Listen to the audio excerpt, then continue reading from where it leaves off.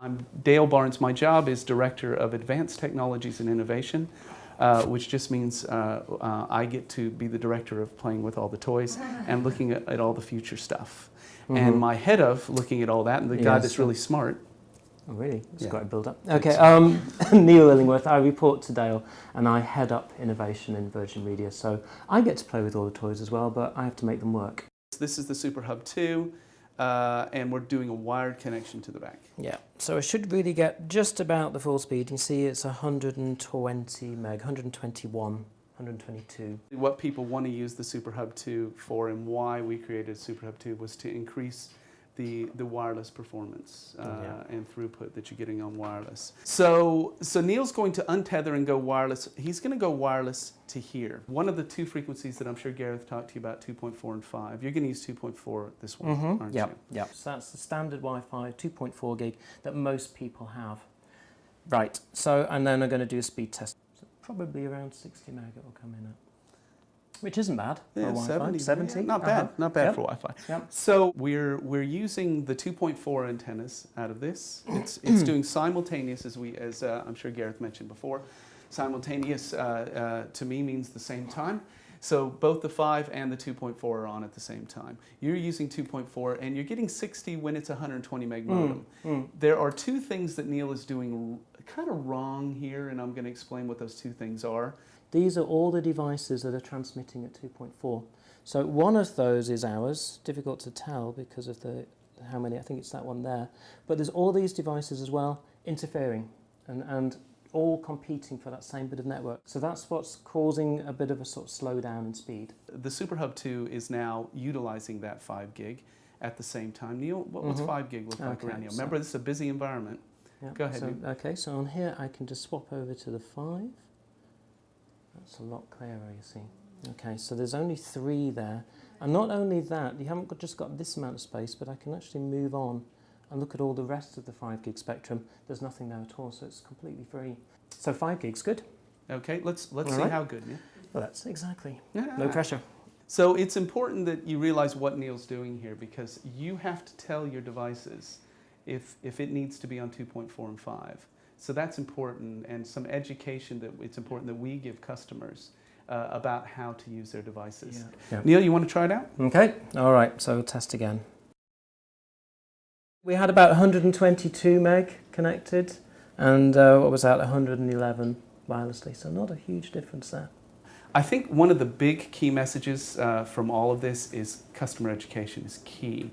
Because the other piece of customer education that we'll talk about when it comes to your router at home is where you put the thing. Because what you really need to do is let the antennas do their job. You need to put it prominent, enough prominent, so that at least the antennas are kind of sticking out into the room a little bit, the antennas that are sitting here, and to allow them to do their job. So the other piece of customer education that we're doing that's very important is to make sure that the placement is right. On the 5 gig, we're doing 3 of those spatial streams, three antennas, okay? So there's actually like 5 antennas in here, 2 for the 2.4 and 3 for the 5. And the reason we do even more for the 5 is 5 doesn't work as well through walls as 2.4, the way that frequencies work, okay? That's just the part of physics. So to try to compensate for that and even to take advantage of that, because we can use the reflection off walls to make antennas pick it up. That's what we do, put more antennas in so it has more of a chance to pick it up. Why do people need this sort of connectivity and speed? So if you think about, besides speed and range, the other thing is really devices. By 2020, they're thinking that everybody will have at least 7. I've heard it up to as much as 10 devices per person. And 50 billion devices per person, including little babies. Okay? In other words, your home is going to become device central, and these are going to be devices that are connected that you don't even realize are connecting. It's not just about speed, it's not just about range, it's kind of a mixture of the two that allows for multiple devices to connect and connect seamlessly without you even thinking about it. So Neil's going to show you some of the really emerging things that are really going to drive this device connectivity.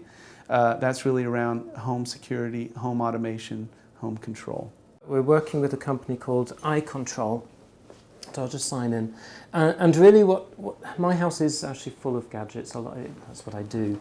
But it's become, just in the last sort of few years, a real pain because you get so many gadgets, so many passwords, so many different systems to operate all this stuff. It's a pain. So this sort of starts bringing it all together where you can create little rules around the house. So if the front door doesn't open when the kids should be coming home from school, it can send me a text message, for example, to let me know that something didn't happen when it should. And this is where home health jumps in, isn't it? And that's where you can take that a little bit further. So if you had that kind of system in your parents' house or grandparents' house, yeah, so you could say if someone didn't get out of bed that morning or the fridge door didn't open, just little things. So you're not spying. You haven't got cameras watching your parents. Normal activity hasn't happened. Yeah. And that's the clever thing as well. So at the moment, it's a bit of a pain setting up those rules, to be honest. But the next generation, it will learn what is normal in that particular house. Okay. The other part that we'll show you is a little bit about control. So Neil's set something else up in his house. You might have seen this. This is a British Gas thing. So I had this installed in my house just a couple of months ago, and this connects to the thermostat. So remotely I can set all the temperatures during the day and things. So at the moment the heating's off, but if I just click auto or on, I can turn the heating on at home. That would change the way we look at how we monitor our homes. But again, it needs that connectivity, and that's the key. And it's one of those devices.